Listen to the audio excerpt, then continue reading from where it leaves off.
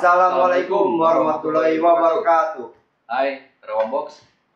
Perkenalkan, gue Rizal. Gue juga timnya dari Karawang Box. Saya di sini dalam podcast Pos Kamling ya. Pos Ronda. Pos Ronda. Podcast ala Bapak Ngaronda. Perkenalkan, ini sahabat saya Rigan. Pos Ronda kali ini saya mau ngajak bercerita ke sahabat gua Rigan, flashback 3 tahun kemarin, tepatnya tanggal 22 Desember.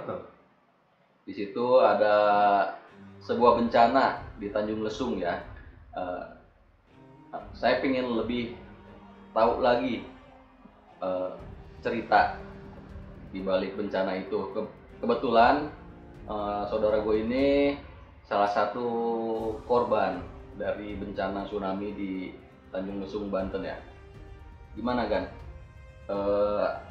Emang dari awal itu ada rencana udah jauh-jauh hari ya main ke sana ya? Oke, untuk awal cerita ya. Jadi emang kita itu sekeluarga itu, keluarga besar emang ada rencana liburan. Kita itu sengaja udah jauh-jauh hari udah booking cottage di situ. Udah tanggalnya udah dikondisikan, saya cuti, kakak sama adik saya yang di swasta itu udah libur akhir tahun. Jadi kita emang momennya pas kumpul keluarga gitu. Pemilihan tempatnya itu emang ngejar ke pantai, gitu. Karena kita kan niatnya banyak anak-anak kecil juga, niatnya renang di pantai, terus nanti malamnya istirahat keluarga lah ya. Keluarga. Kita waktu berangkat itu 16 kalau nggak salah, 16 orang. Yang tertua nenek 3 mobil ya? Dua mobil. Okay. Sebab banyak anak kecil sama bayi juga, jadi gitu 16. Yang paling kecil anak saya umur setahun. Yang paling tua nenek saya umur berapa ya? 80 apa 70 lebih lah gitu. Itu yang paling tua gitu. Jadi 2 mobil, yang satu 8 orang, 7 sama 9. Berangkat malam? Enggak, kita berangkatnya sebelum subuh. Dari Cikampek kita sebelum subuh, terus sholat subuh itu di tol di Jakarta tuh, nggak tahu kalau berapa area berapa, saya lupa lagi. Kita sholat subuh di situ. Terus pergi ke Tangerang, menjemput adik saya, Muti sama suaminya Chandra. Kita ngejemput di situ. Terus ada kejadian unik juga ya, bukan unik ya, nggak tahu sebuah pertanda, tapi saya nyebutnya unik ya. Saya kurang percaya sama apa tuh cerita pertanda apa ya? Jadi awalnya itu waktu di Tangerang, kita waktu ngejemput adik saya itu, saya parkir mobil. Parkir mobilnya itu rusuh, kita rusuh, karena emang di aslinya di tempat situ kemungkinan nggak boleh parkir ya. Jadi saya parkirnya mendadak rusuh, ban saya sampai bocor. Ban mobil bocor karena ujung lancipnya pembatas pohon. Kan pohon suka disemenin ya. Nah, si ujungnya lancip itu kena ban saya sampai bocor. Terus kita di situ repot. Saya sampai pakai mobil kakak saya nambal dulu. Karena ban serep mobil saya juga yang sebelumnya kempes. Jadi saya bawa ban serep itu kempes. Jadi ban serep kita tambal dulu. Nah, pada saat itu istri saya, waktu kita ganti ban, istri saya ngomong gini sebetulnya, Abi, Umi kok ngerasa nggak enak, berangkat ini kok ngerasa nggak enak gitu. Gak enak kenapa? Kita sebab waktu persiapan berangkat aja, Abi sampai ke bengkel mobil benerin 3 kali. Ya, kena benerin 3 itu. Kalau awal mah servis biasa normal. Servis yang kedua itu saya spooling balancing mobil gak bagus-bagus sampai 3 kali baru bagus itu ke bengkel itu spooling balancing. Jadi istri saya juga ngebahas itu, bawa ke bengkel 3 kali, terus pas sekarang di Tangerang ban bocor lagi, apa kita sebaiknya pulang aja, kata istri saya ngomong gitu. Nah, lu waktu pada saat istri ngomong itu ada kepikiran nggak? Enggak, Benar nggak gitu? karena saya orangnya nggak percaya kayak gitu ya. Oke. Nggak percaya kayak gitu. Saya bilang gini, enggak ah, kita udah persiapan lama, kita mau kumpul keluarga, mau Nyenengin orang tua lah ya. mau nyenengin orang tua, kita mau happy gitu. Udah nggak percaya kayak gituan, saya bilang gitu ya. Nah, udah lanjut aja, lanjut. Ternyata waktu di mobil istri saya itu kurang happy dengan jawaban saya. Gitu. Sebenarnya agak cemburu juga, saya juga ngerasa waktu di mobil. Manyun lah ya. Manyun lah. Gitu. Jadi dari Tangerang kita langsung ke Tanjung Lesung. Tapi masuk tol Jakarta Bantennya itu sebentar saya. Karena saya ngerasa bahwa ban saya pakai ban serep itu kurang enak mobil itu. Kurang enak. Jadi nggak stabil lah. Akhirnya saya minta masuk ke Serang lewat jalan dalam kotanya. Jadi kita nggak lewat tol, tolnya sebentar. Dari Serang langsung ke arah Tanjung Lesung, Serang, Pandeglang, Tanjung Lesung. Nyampe itu jam 2 kalau nggak salah. Kita nyampe di cottage di kawasan Tanjung Lesung, di dalamnya itu cottage. Saya lupa nama cottage-nya apa, kayaknya Kora-Kora kalau nggak salah. Kakak saya sebab yang ngurusinnya, Kora-Kora nama cottage-nya. Dekat sama hotel, dekat banget sama hotel. Kita di situ istirahat jam 2, makan siang, sorenya renang. Nah, ada cerita menarik juga waktu renang gitu. Waktu renang ada tanda-tanda lagi atau gimana? Kalau tanda-tanda bukan tanda-tanda negatif, bukan tanda-tanda kutip, itu benar-benar tanda-tanda. Jadi pertama gini, waktu di pantai sore-sore itu saya aneh. Saya pernah ke Tanjung Lesung ya dulu waktu masih bujangan, saya pernah ke Tanjung Lesung. Sama siapa tuh? Sama ini istri saya sekarang. Oh, kirain sama siapa gitu. Waktu masih pacaran ya, kita berangkat pagi, pulang sore. Jadi di pantai sebentar. Saya nggak sempat renang, tapi saya ngelihat banget, tahu gitu bahwa ayunan yang di tengah laut itu pada saat itu aslinya dangkal. Di bawah lutut, ayunan itu seharusnya. Tapi pas saya ke sana waktu tanggal 22 Desember itu, ayunan itu ketenggelam.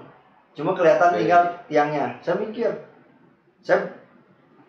ini kok dalam banget. Dalam banget, kenapa dalam banget? Saya nanya, di situ memang kebetulan ada penjaga pantai. Saya nanya, "Kang, ini kenapa dalam?" "Lagi pasang, Pak." Jawabannya, lagi pasang. Lagi pasang.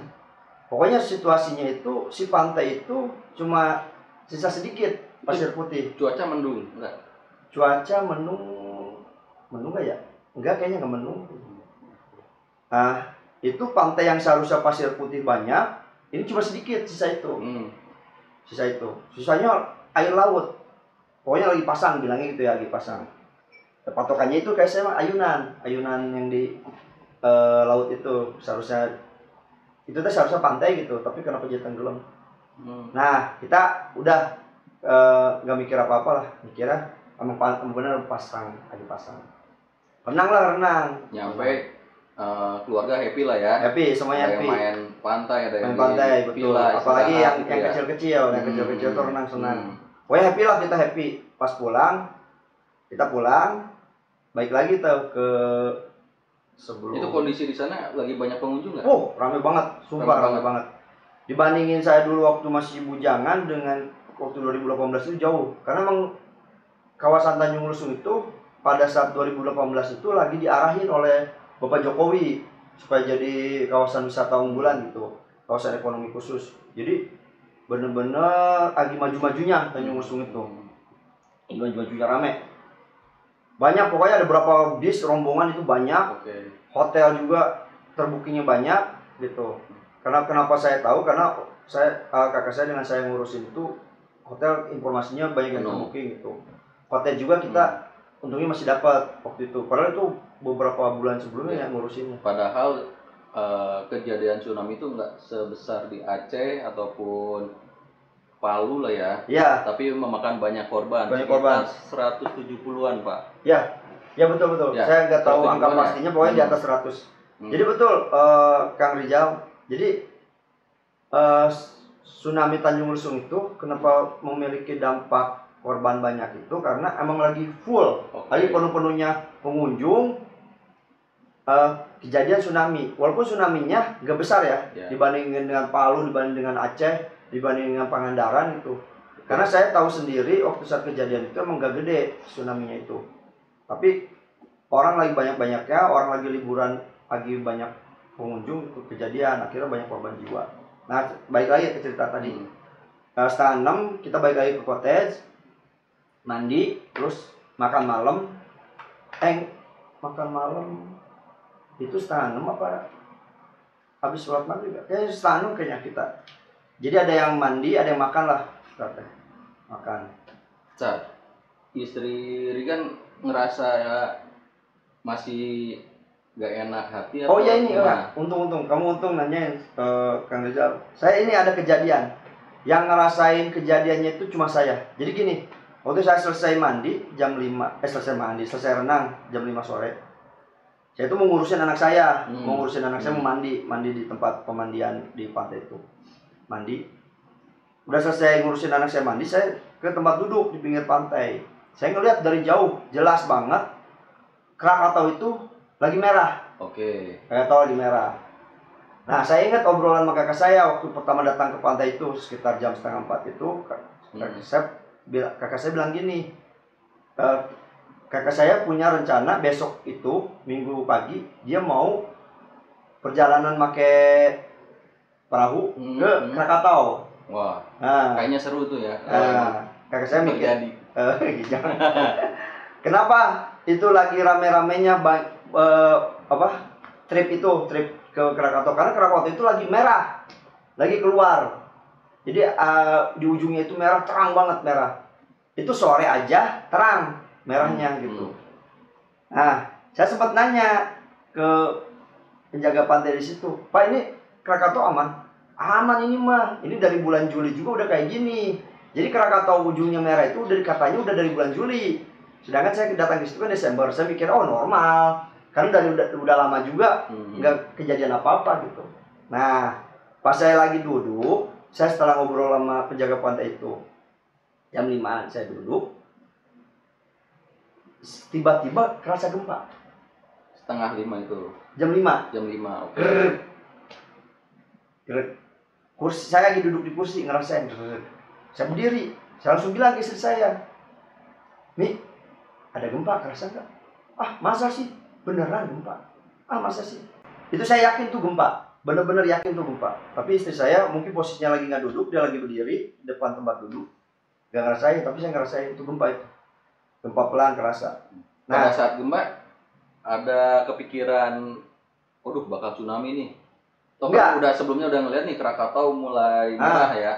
Nah itu gimana? Nah itu betul. Kalau ngomongin soal mempersiapkan bencana alam itu, saya kalau mau liburan kemana-mana biasanya aware dulu aja waktu saya liburan dengan teman-teman kerja, kita mau kemana, saya aware, saya harus tahu dulu lokasinya gimana, situasinya gimana, misalnya kalau hujan gimana gitu. Istilahnya mitigasi emergensi ya, respon. Betul. Gitu. Tapi liburan ini saya sama sekali nggak kepikiran di situ. Dibanding sebelum-sebelumnya gitu. Misalnya kayak kalau kita mau ke charter, saya tuh mikir nyari informasi dulu, Tangkuban Perahu lagi aman nggak, gitu.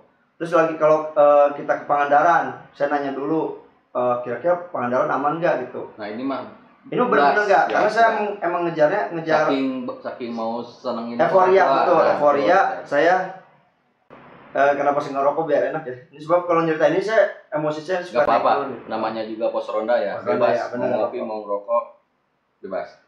Lanjut. Enggak, itu saya benar-benar cuek.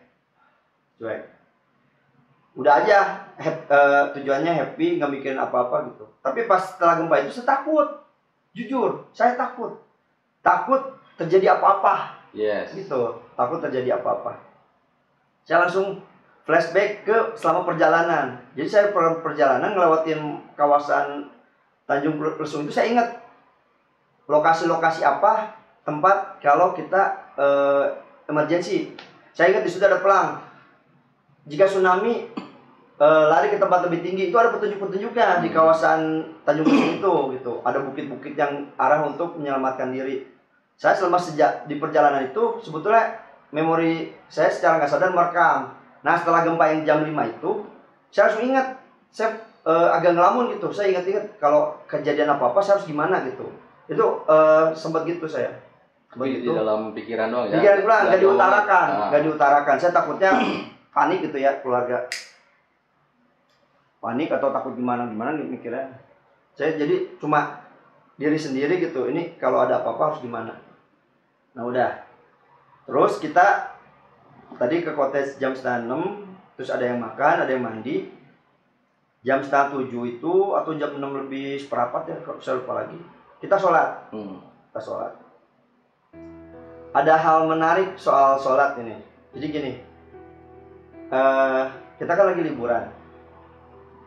Sholat maghrib, biasanya sholat maghrib, terus nanti sholat isya aja. Yes. Tapi ayah saya, almarhum ayah saya itu minta sholat maghribnya di jamak. Maghribnya apa isanya? Jamak, maghrib. Jadi si isya ditarik. Jadi jamak takdim ditarik. Jamak takdim tarik. Saya sempat gini, sempat ngapain? Kan nanti bisa sholat isya. Saya ngomong gitu. Udah nggak apa-apa kata ayah saya teh. Biar dalam perjalanan kali ya. Biar kalau mungkin kalau secara fikih kan bisa, karena dalam perjalanan kan bisa. Tapi kan kalau saya lagi liburan mikirnya enjoy aja gitu. Tidak emergensi ya. Tidak emergensi. Maghrib iya, nanti isya iya gitu. Tapi ayah saya minta sholat jamaknya itu di jamak takdim ditarik. Terus yang biasanya ayah saya biasanya ayah saya jadi imam, tiba-tiba nunjuk adik saya yang hafid itu, Iva Hafiz, anak pesantren, jadi imam. Terus kita sholat. Waktu saya sholat, saya sempat ngerasa keretak hati. Saya bangga lihat adik saya jadi imam. Bacaannya enak. Kita semua makmum, adik saya yang paling bungsu jadi imam. Itu ngerasa bangga gitu. Nah udah selesai sholat, jam 7-an. Tiba-tiba saya lagi di kamar ya, saya istirahat. Itu kan sebetulnya posisi saya capek perjalanan dan capek renang sore. Minjem mobil adik ipar saya, namanya Chandra, suaminya Muti. Dia minjem mobil, saya tanya mau kemana? Mau ke pantai. Pengen pada ke pantai, siapa aja disebutin. Itu ada 6 orang. Ayah saya, Chandra, Muti, Onel anaknya kakak Dear. Terus Frida, Diva, 6 orang. Jadi adik saya semuanya ikut. Keponakan 1, terus ayah saya. Nah, ada 6 orang lah. Nah, mereka berangkat jam 7, minjem mobil saya jam 7. Bilang mereka niatnya ke pantai, santai-santai ke pantai. Udah. Pas jam 8